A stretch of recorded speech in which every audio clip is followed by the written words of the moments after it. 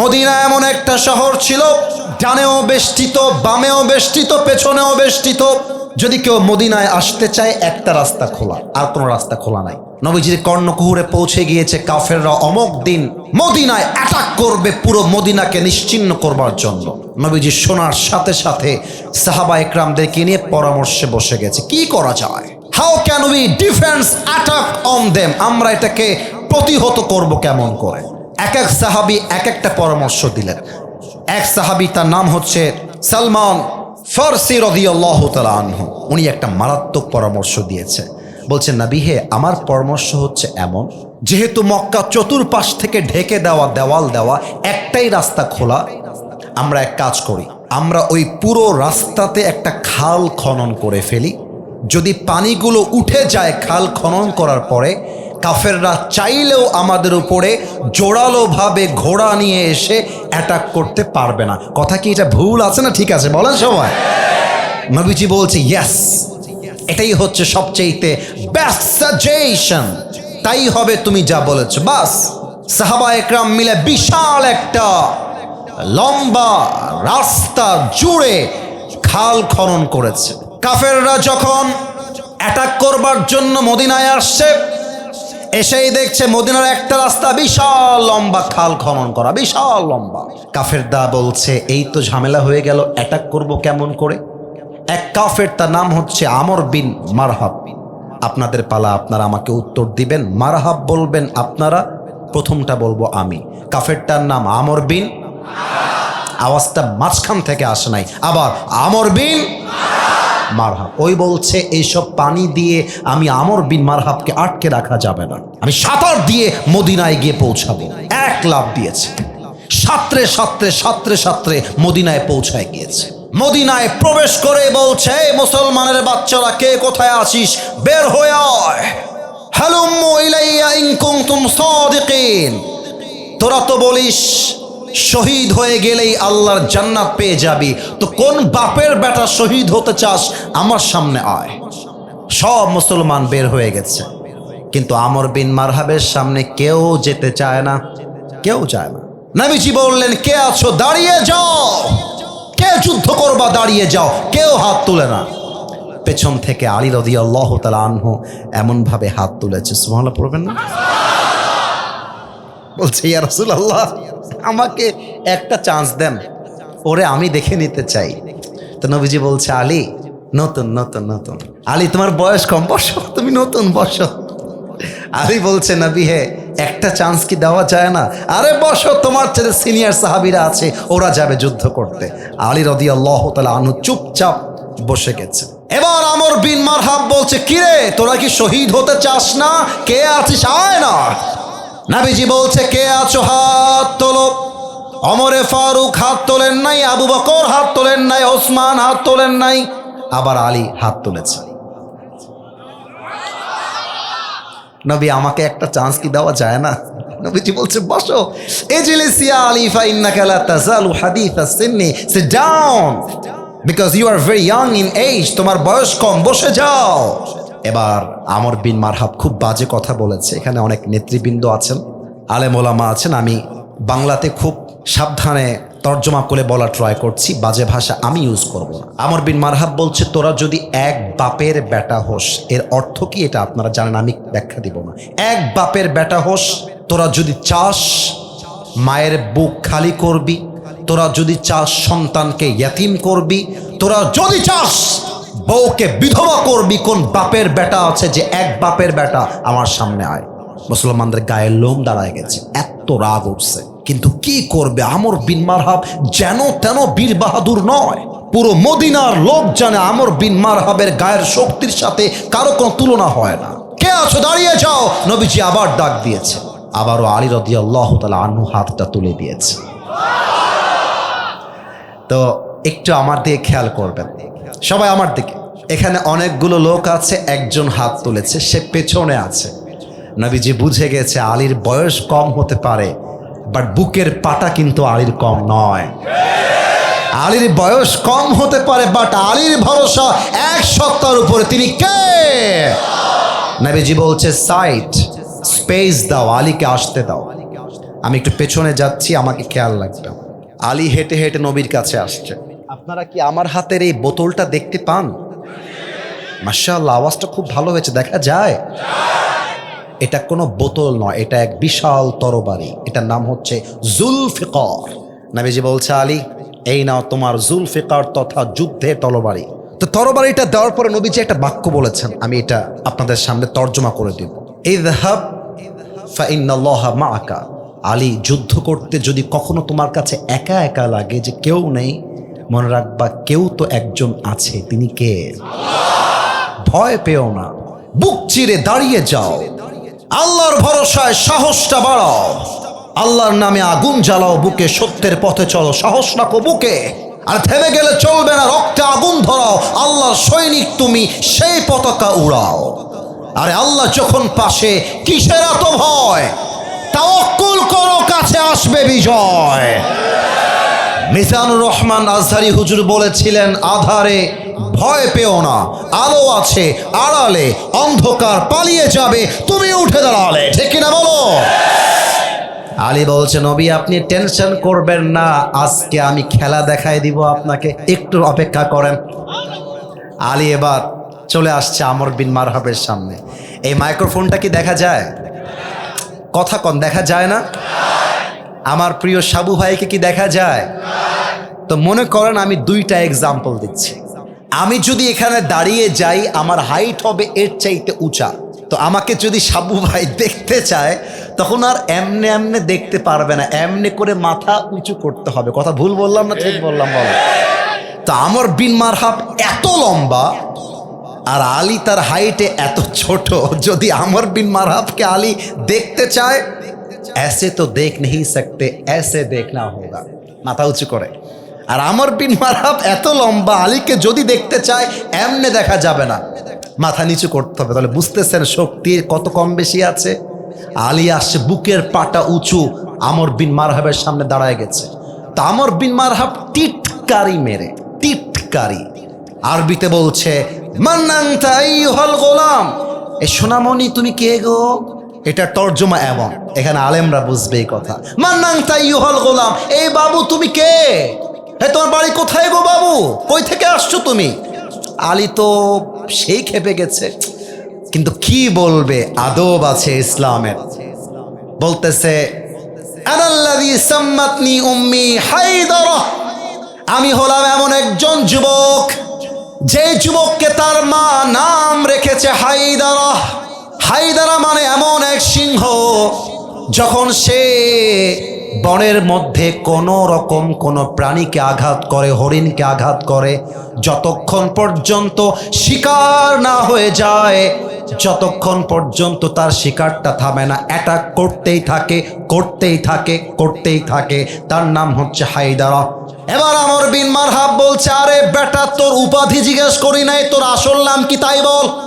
এবার ডাক দিয়ে বলছে, আনা আলী, আমার নাম হলো আলী। বলছে, তোমার নাম আলী? আনতা আলী বিন আব্দুল মুত্তালিব। কিরে বাবা, তোমার বাপের নাম কি আব্দুল মুত্তালিব? Abdul Muttalib? বলছে, না না, হি ইজ মাই গ্র্যান্ডফাদার, ওটা আমার দাদার নাম। আনা আলী বিন আবি তালেব, আমার বাপের নাম হচ্ছে আবু তালেব। বলছে, হায় হায় সর্বনাশ, তুমি তো আমার ভাতিজা, তোমার বাপ তোমার ভাই লাগে। তো সাবু ভাইয়ের ভাই যদি আমার, সাবু ভাইয়ের আব্বা যদি আমার বন্ধু হয়, ভাই লাগে, তো সাবু ভাই তো আমার ভাতিজা হবে, আমি তো চাচা হব। তা আমর বিন মারহাব বলছে, আরে বাবু তুমি আমার ভাতিজা, ভাতিজাকে মারা যায়? আরে যাও যাও। এবার আলী আর রাগ সহ্য করতে পারে নাই। আলী বলছে, বেটা তুই কারে ভাতিজা বলিস, তুই কারে বাচ্চা বাচ্চা বলিস? আয় না একবার যুদ্ধ করতে, এক কোপ মারবো, তোর কল্লা 40 হাত দূরে গিয়ে পড়বে। আল্লাহু আকবার। এবার আমর বিন মারহাবের ব্যক্তিত্বে আঘাত লেগে গেছে। আমর বিন মারহাব বলছে, আলী আয়, আমাকে মারবি কেমন করে আমি দেখতে চাই। আলী বলছে, আমি তোকে আগ বাড়িয়ে মারতে পারবো না, তুই আগে আমাকে মার, তারপর তোকে আমি দেখব। এবার আমর বিন মারহাব 2 স্টেপ ব্যাক, পেছনে গেছে। তার দেহের পুরো জামাটা হচ্ছে লোহার জামা, মাথায় যে মুকুট আছে এটাও লোহার মুকুট, দুইটা পা, 2 legs আর অ্যাটাচড টুগেদার, দুইটা পা একসাথে করেছে। It's a strategy of battle, যুদ্ধের কৌশল। দুই পা একসাথে, তরবারিটা এমন করে শার্ট করেছে সামনে, একটা লাফ দিয়েছে আমর বিন মারহাব জমিন থেকে উঁচুতে।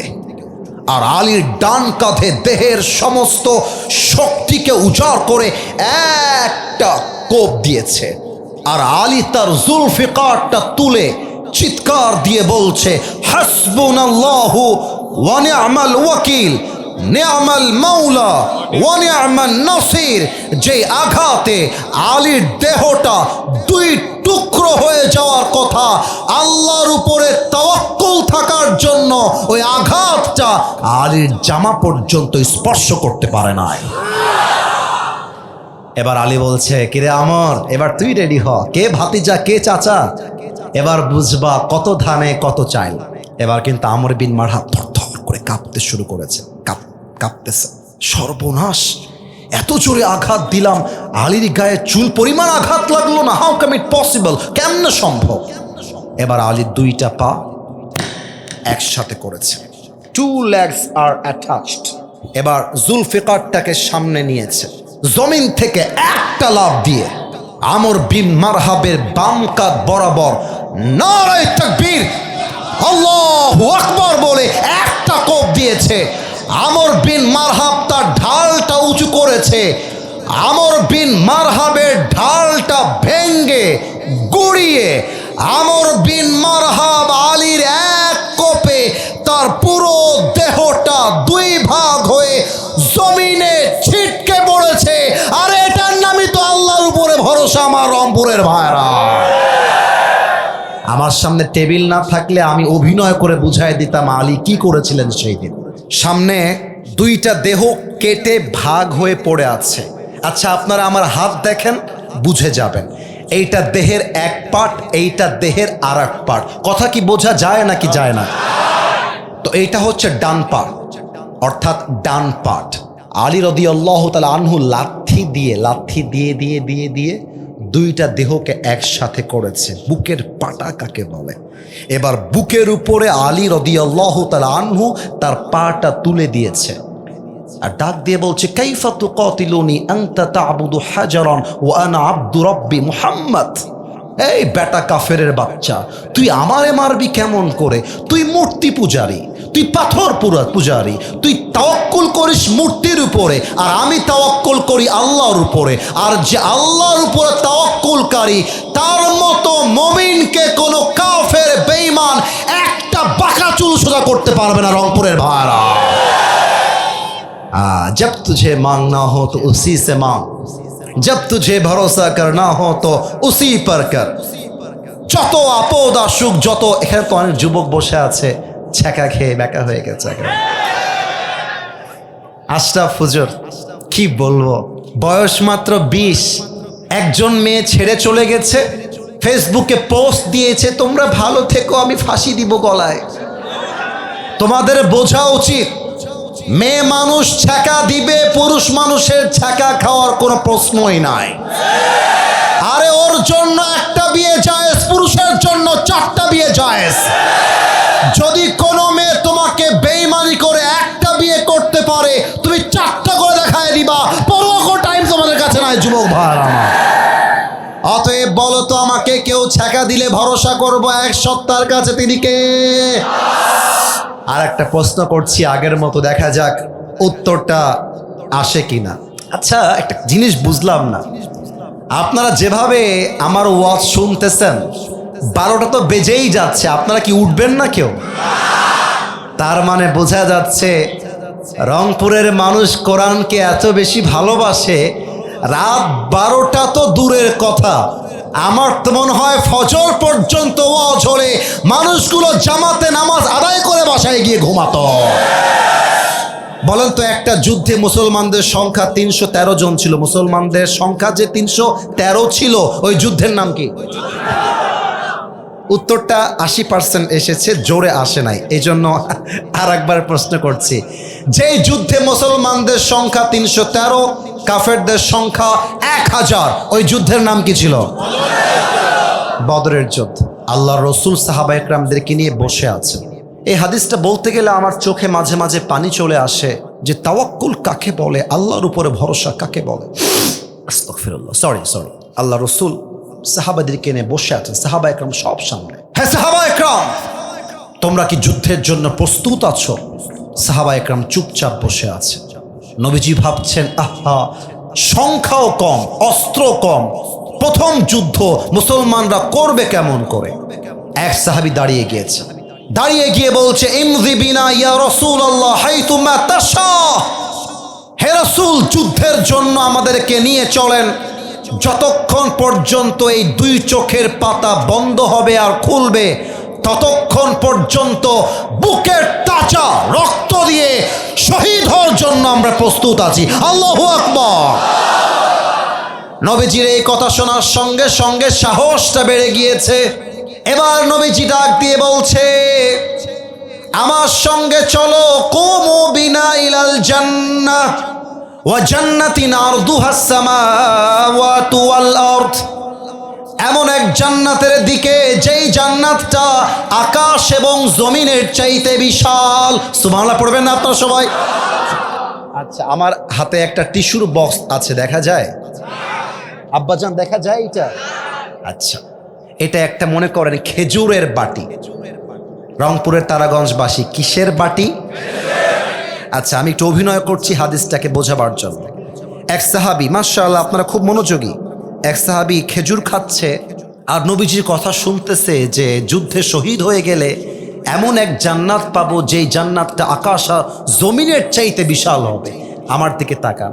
এই কথা শুনে খেজুরের প্লেটটা ধরে এভাবে ফেলে দিয়েছে আর দাঁড়িয়ে গিয়ে বলছে, ইয়া রাসূলুল্লাহ বাহ বাহ, আইমা আযমাহা মিন জান্নাতিন ওয়া আহসানাহা, হে রাসূল আপনি কি বললেন? আপনার সঙ্গে যুদ্ধ করব ইসলামের জন্য, আর আমি যদি শহীদ হয়ে যাই এমন এক জান্নাত পাবো যেই জান্নাত আকাশ আর জমিনের চাইতে বিশাল। আমার তো আর তর সইছে না, এখনই যুদ্ধে নেমে পড়তে চাই, এখনই বুকের তাজা রক্ত দিয়ে শহীদ হয়ে আল্লাহর জমিনে আমি শহীদি মৃত্যু পেয়ে জান্নাত পেতে চাই। সুবহানাল্লাহ পড়বেন না আপনারা সবাই? এরই মাঝে দুইজন কিশোর আসছে, কেমনে বোঝায়? তুমি দাঁড়াও, দাঁড়াও, তুমি দাঁড়াও, দাঁড়াও, ওকে দেখা যায়? তোমার নাম কি? ওমর ফারুক। সর্বনাশ, নামও তো মিলে গেছে মাশাআল্লাহ, ওমরে ফারুক। এই তোমার বয়স 10-11 বছর তাই তো নাকি? এইরকমই হবে। হ্যাঁ, দুইজন কিশোর আসছে, এইরকম বয়স হবে, 8-10-11, সেম লাইক দ্যাট। কিশোর, যুবক নয়, কিশোর। আমি কেমনে বুঝাই এই হাদিসটা? ওই রকম দুইজন কিশোর এসে নবীর কাছে দাঁড়ায় গেছে। নবীজি বলছে, বাবু তোমরা কি, তোমাদের কি সমস্যা, কি চাই? ভাবছে চকলেট টকলেট খাবে মনে হয়, বাচ্চা মানুষ, কথার কথা এক্সাম্পল দিচ্ছে উদাহরণ হিসেবে। তো দুইজন বাচ্চা বলছে, নবী হে, আমরা যুদ্ধের জন্য মুজাহিদ হয়ে আপনার কাছে এসেছি। সুবহানাল্লাহ হয় নাই? আরেকবার পড়েন। তো বলছে, এর মাথার তার কি ছিঁড়ে গেছে নাকি রে বাবা? বাচ্চা মানুষ, কিশোর মানুষ। লা কুওয়াতা লাকুমা ওয়ালা তাস্তাতিআনি হামলা সাইফ। এই বাবু, তোমরা যুদ্ধ করবা কেমন করে? তোমরা যে তরবারি তুলবা, তোমাদের তো সেই শক্তি গায়ে নাই। আরে যাও, বাড়ি যাও, বাড়ি যাও, ধমক দিচ্ছে, বাড়ি যাও। বড় ভাই বলতেছে, আচ্ছা সাবু ভাইকে দিয়েই বোঝাই।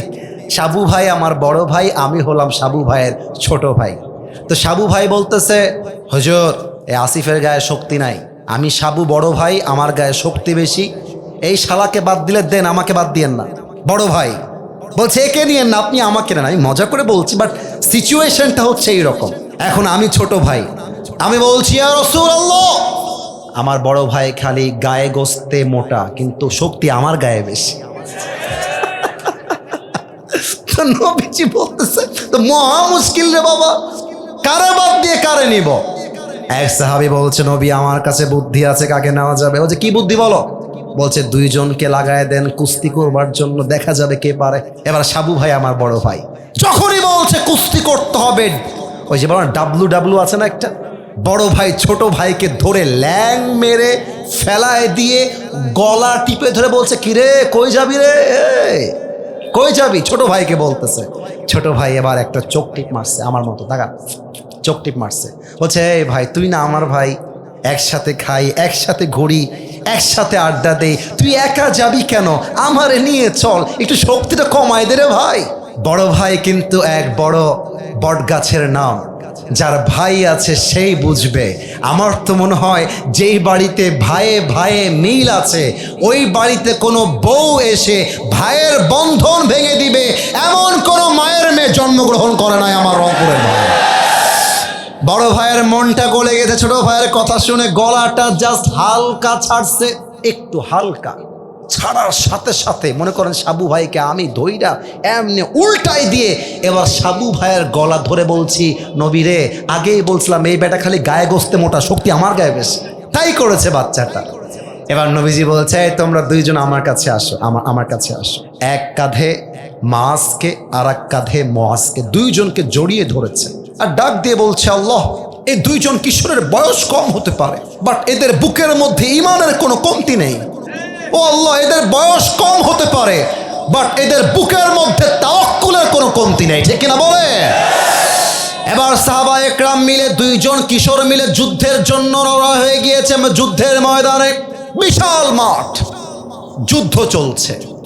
এই মাজ আর মুআজ দুইজন পিচ্ছি দৌড় দিয়ে গেছে এক সাহাবীর কাছে। এই আগে একটা কথা বলে ফেলি, কথা বোঝা যায় তো নাকি? এক সাহাবীর কাছে, তার নাম হচ্ছে আব্দুর রহমান বিন আউফ। এবার আপনাদের পালা, যদি বুঝে থাকেন উত্তর দেন। নাম হচ্ছে আব্দুর রহমান বিন আউফ। এবার আপনাদের পালা, নাম হচ্ছে আব্দুর রহমান বিন। বলছে, চাচা, এই কাফেরদের মধ্যে আবু জেহেলটাকে। তো আব্দুর রহমান বিন আউফ বলছে, তোমরা আবু জেহেলকে দিয়ে কি করবা?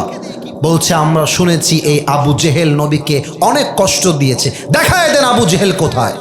বলছে, ওই দেখো দূরে অনেকগুলো ঘোড়া ঘিরে আছে, মাঝখানে যে ঘোড়ায় বসে আছে হি ইজ আবু জেহেল, ওইটাই আবু জেহেল।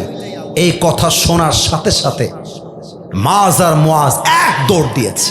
কাফেররা ভাবছে এই দুইটা পিচ্চি আর কি করবে, তো বাচ্চা মানুষ, এরা কারা রে? ওই যে আমাদের কাদের সাহেব বলতেন, এরা কারা, কই থেকে এসেছে এরা?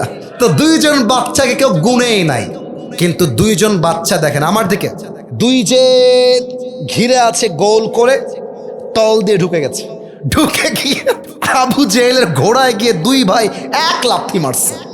আবু জেহেল লাথি খাইয়া উষ্টাইয়া মাটিতে পড়ে গেছে, আর আব্দুর রহমান পেছন থেকে এসে নারায়ে তাকবীর, আল্লাহু আকবার বলে একটা কোপ দিয়েছে। আবু জেহেল্লার কল্লা শরীর থেকে আলাদা হয়ে গিয়েছে। আল্লাহু আকবার। বালা ইন তাসবিরু ওয়া তাত্তাকু ওয়া ইয়াতুকুম মিন ফাওরিহিম হাযা ইউমদিদকুম রাব্বুকুম বিখামসাতি আলাফিন মিনাল মালাইকাতি মুসাওয়িমিন।